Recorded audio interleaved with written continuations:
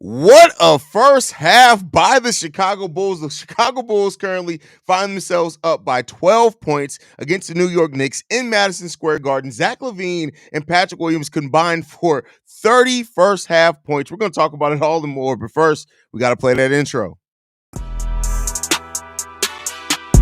You are now tuned in to Chicago Bulls Central, your number one place for all Chicago Bulls news and content.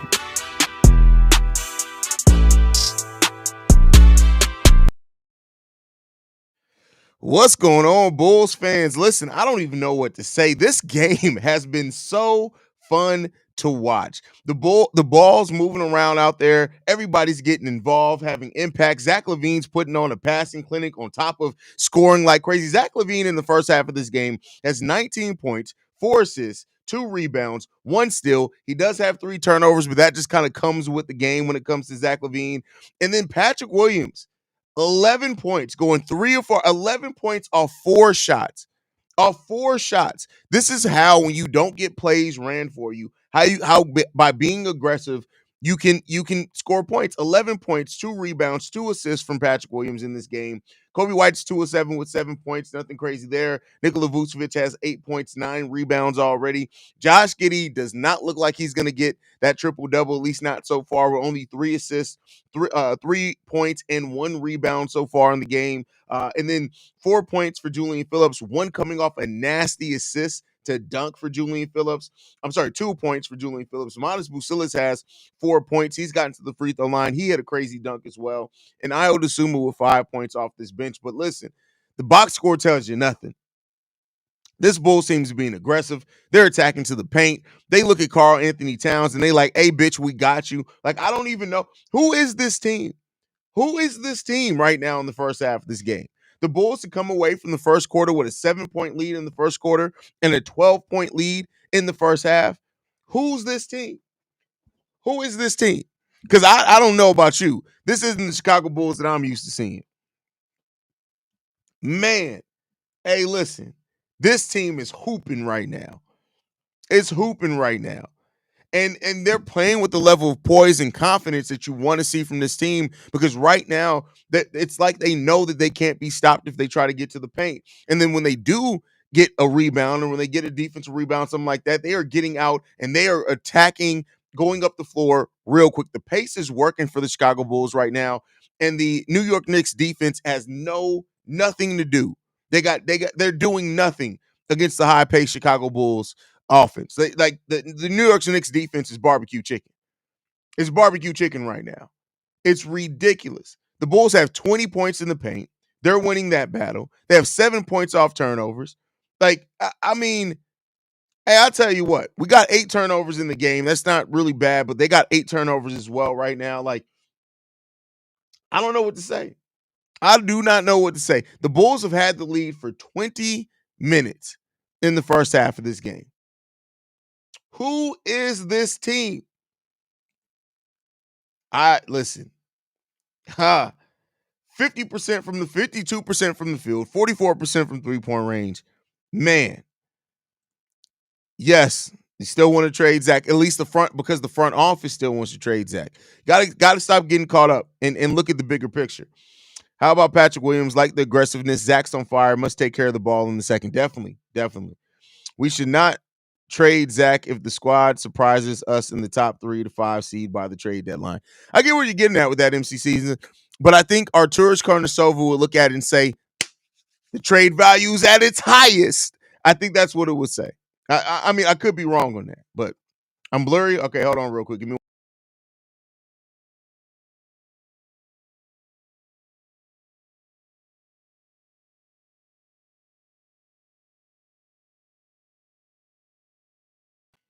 All right, hopefully that's better. Is that better? Zoom up here. Hopefully that's better.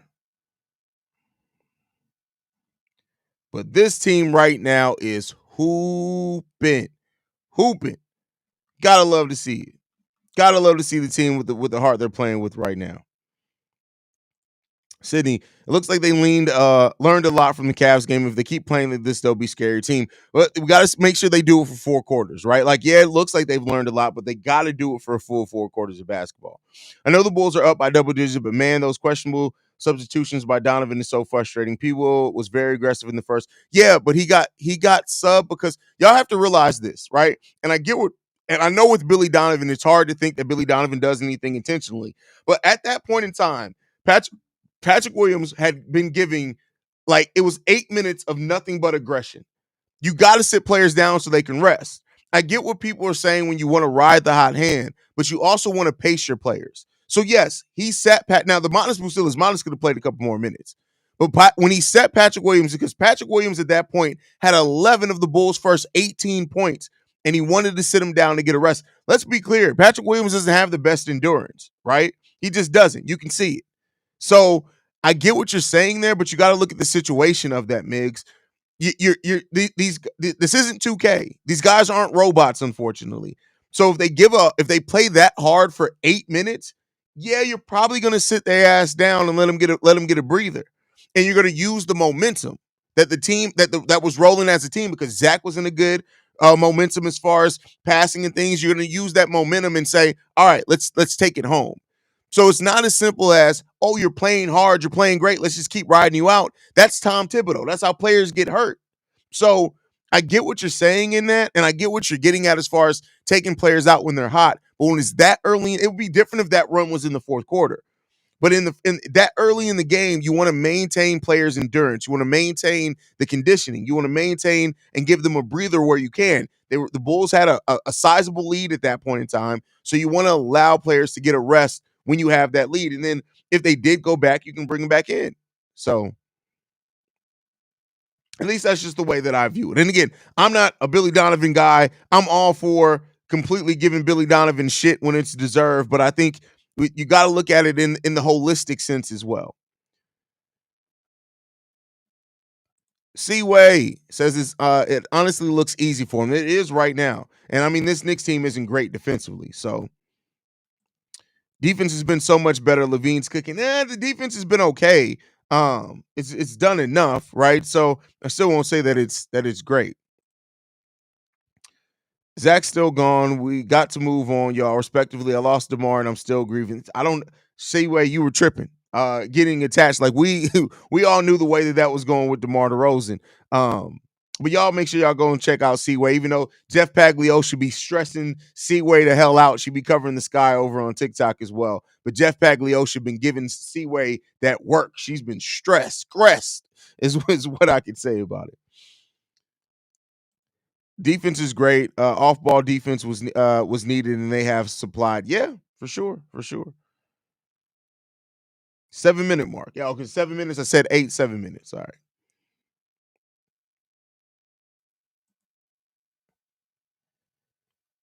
I know I talked a lot about Patrick Williams, but he showed me I was wrong about where his mentality is and decisions on the court. Well, we got it. The thing is, we've seen games like from Patrick Williams being aggressive. The 35-point game against the Minnesota Timberwolves a couple of years ago. He had another game against the thing is that Patrick Williams doesn't do it consistently. We know that Patrick Williams can do it. He doesn't do it consistently, right? But he needs to be aggressive like that. People 11 games after no offseason. Yeah. Yeah, 11 games in after no offseason. But it's still, that doesn't matter. It's game to game, right? If the Bulls defense can force as many turnovers as their offense produces, this team is hard to beat. Big if though. And you got to score off turnovers, right? Because sometimes the Bulls do get forced turnovers, but they don't score off them. They don't take advantage of the opportunity. So you got to get that together as well. People shows the emotion of a robot. I mean, listen, I don't care about the emotion on his face. I care about the aggressiveness playing the game of basketball. Right? He can stay stone faced. He can keep the same expression on his face his whole entire life for all I care. But as long as he's aggressive, the play is aggressive. I don't give a damn what emotion he shows. Laugh my ass off. He hates to see me coming. Hey, listen. If anybody ever points out your TikTok to Jeff Pagliocci, that man's gonna be sitting there like, damn, what did I do? Like, I get disappointed when people speed through talent. Zach can ball, period. I don't understand new fans. We used to ride with our guys. Well, you also got to come to the reality, big bro. Like, it's not about, like, I don't think anybody doesn't denies the talent of Zach LaVine, but this front office is clearly signified that, or signaled that they want to move off this contract if they can. So, I mean, we can ride with them all day as fans, but I think that people are just coming to the realization that this Bulls front office is ready to move on, right? I think that's a big part of it.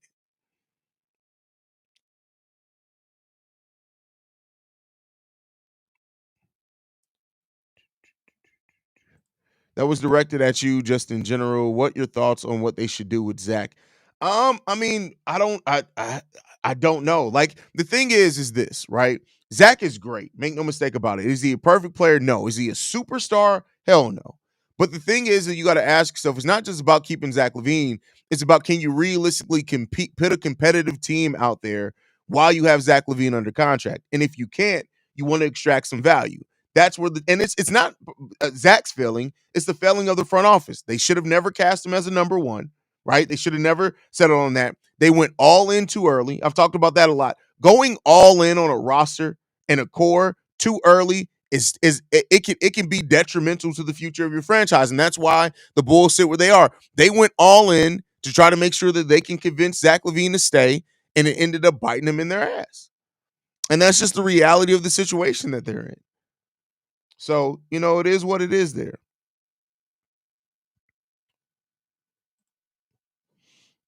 Honestly, I keep LaVine. He's thriving with the new offense. We don't need to move on from him. We could still make it work with the young side. Make it work out. Like, the thing is what's making it work. If you're just talking about winning some games in the play-in, sure. But that is, you're literally setting your franchise back. Like, let me paint this picture here. Zach LaVine, this is not a knock on Zach, right? So let me be clear. It's a knock on the franchise, because let's look at it this way. Zach LaVine has 3 more years left on his deal. Let's say you make the play in for 3 more of those years. Do you see yourself making it out the play? Do you see yourself making it out the first round? No. Okay. If you say no to that, then you're missing out on quality draft picks because you're not upping young talent, right? Now, do you see any of the young players that you have on your team developing to the point to where that paired with who Zach LaVine is can get you to the second or to ECF? Now, Modest Bucilis is too young. We don't know yet. Kobe, Io, they kind of are who they are, but they can still refine their game, but they kind of are who they are as players. Okay. Julian, Dalen, do you see them ascending to that level? You got an aging Nikola Vucevic. You don't know who your center of the future is, right? We aren't ever a free agent destination, no matter how good we are. So it's not just about Zach LaVine good, keep him. It's about what can you do during these years of Zach LaVine being good? And the worst thing that you can do to your franchise is marry yourself to that and say, Zach LaVine's good. We can't move him because he's good. All right, cool. What do you gain from that? You win some basketball games. I mean, you sell some tickets, right? That plays in the Jerry Reinsdorf's hands. Now, that may be why they do it, but that's what the front office has. As fans, listen, I would love for Zach LaVine to be a Bull for the rest of it. Other than those 2 years he played in Minnesota, I would love for him to be a Chicago Bull forever. But you also got to look at it, because do you want to look back 3 years from now when Zach LaVine's a free agent and he finally goes ring chase and we say, we just spent the last 3 years in the play-in or getting eliminated in the first round? What did we really accomplish? What have you really accomplished in that time period? And that's what the front office, as fans, we just get to sit back and watch wins and be great. As a front office, though, you got to look at more than that. You got to look at more than that. And that's all I'm saying that they're trying to do. Migs, I get what you're saying, Haize. I was just excited to see Pat with that kind of aggressiveness because you seldom. Oh, facts. And listen, I loved the first half from Pat. Loved the first half from Pat. Great answer, little bro. But who was out there just asking? Well, see, and that's another thing that people have to change their mindset on. You're not trading Zach LaVine to get some future budding star. You're trading Zach LaVine to get off the money. You're trading Zach LaVine maybe to accumulate some picks that can help over time. And then you're also strengthening your own chance, your own picks. Because keep in mind, other than the one pick we owe to the Spurs, top 10 protected this year, top 8 protected the next 2 years. The Bulls own all their first round picks other than the one they owe to the Spurs. They got to convey at some point, or it just doesn't convey, and it means that the Bulls have been in the lottery, in the top 8 to 10 for the next 3 years. And so it's about maximizing that chance. Now, the front office still got to draft well. Don't necessarily have the biggest faith in that. That's for damn sure, right? So You just got to look at those things.